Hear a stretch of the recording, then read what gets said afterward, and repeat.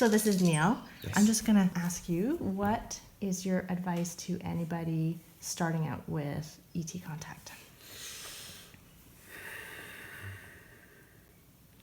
Have an open mind. Have a really open mind. Don't come with any conceived ideas. Just come to see what happens. Do what you can to come along feeling good. Do what you can to come along to feeling happy and positive. For you, that might be a little bit of a self-talk or meditation before CE5. That might be the food that you eat, which tends to be my thing. Ways of making yourself feel good so that your energy is high when you go out into the field. I think if we have some apprehension or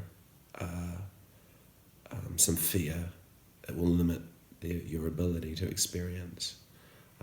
Certainly I know this because I fought with that for a long time, dealing with my own fear and apprehension about what I kind of secretly wanted to experience, but also held myself back from experiencing from my own, fear and apprehension. So I think bin all of the preconceived ideas you have about ET contact, what you might have already seen on YouTube. Put it all in the bin and start a new folder, because it's nothing like you expect it to be. Yeah.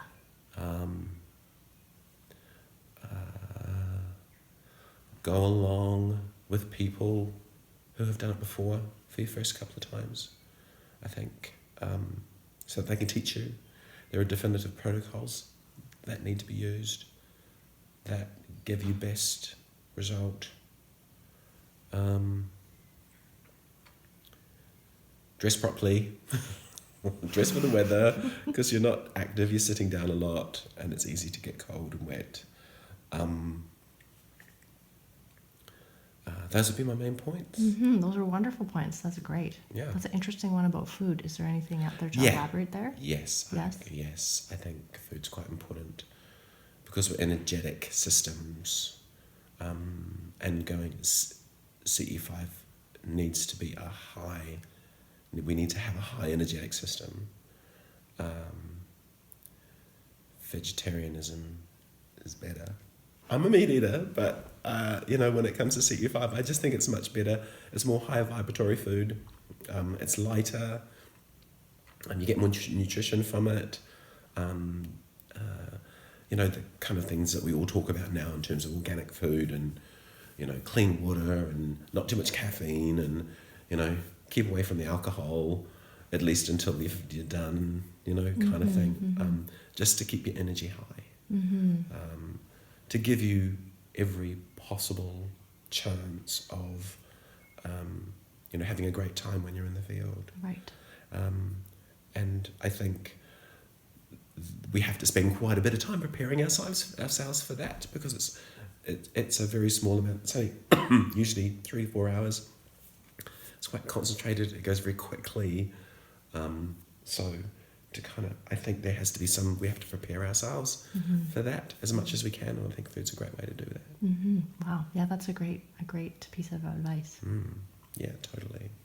I've done all of the bad stuff. I've over-caffeinated, excuse me. I've drank alcohol. I've done all of that kind of thing, and you just go out feeling frustrated because nothing else is happening, or it's happening to others and it's not happening to you. Okay. Yeah.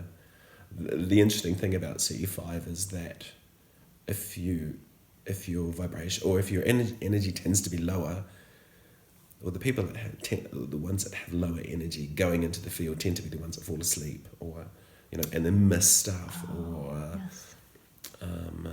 or are looking the wrong way while everyone's looking over there and they see the stuff and they don't. And they're like, oh, I missed it again. So frustrating. It's just interesting how that happens. Yeah. Okay, awesome. My second question is, what would your average C5 look like? Oh, yeah, lots of sitting around in circles, meditating with not a lot going on, to be honest.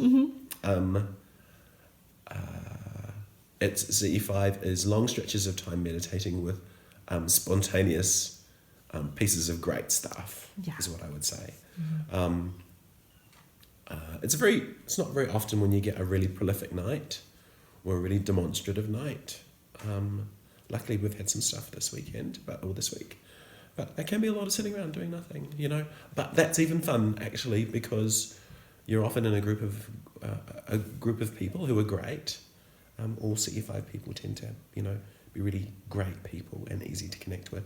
You're outside, you're all wrapped up in really beautiful places, usually on top of mountains, etc.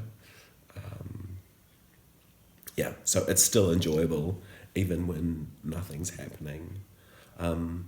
It's also a great way to learn some self-development, like meditation, you know, learning what real meditation feels like, because you're meditating in a group and you get to learn how to do that simply by sitting in a group of people that meditate and know how to do it. Yeah. I find it's easy to surf on kind of the intention of others when you're meditating with a group. So CE5's actually taught me to meditate personally. Mm-hmm. Yeah, there's so many things, the side benefits. Yeah, totally. Yeah. And that's helped my work. It's helped my health. Yeah. So, yeah, that's what I'd say. But yeah, not a lot, lots of times. Yeah. But then the times that something does happen is out of this world. Yeah. Yeah. Yeah. Yeah. Super exciting. Yeah. Cool. And so my last question is, would you like to share part of your story, how you got involved, or is there something a story that you would like to share? Yeah, maybe.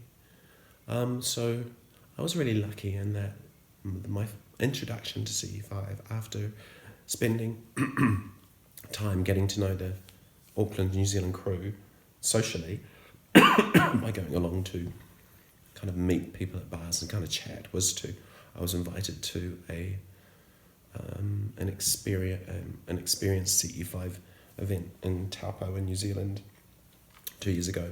I'd never been to a CE5 event before then, and some of the people that are here were at that event as well. And it was incredible. One particular event which I remember seeing this kind of was pointed out to the group. It was about 2 a.m. It was pointed out to the group. There were kind of 2 lights travelling side by side through the sky, travelling quite fast. And then the leader of the group kind of pointed out that if you could look, there was a black kind of mass where there were no stars around, in a circle around the outside of these 2 lights. I still get quite emotional when I think about it. Yeah.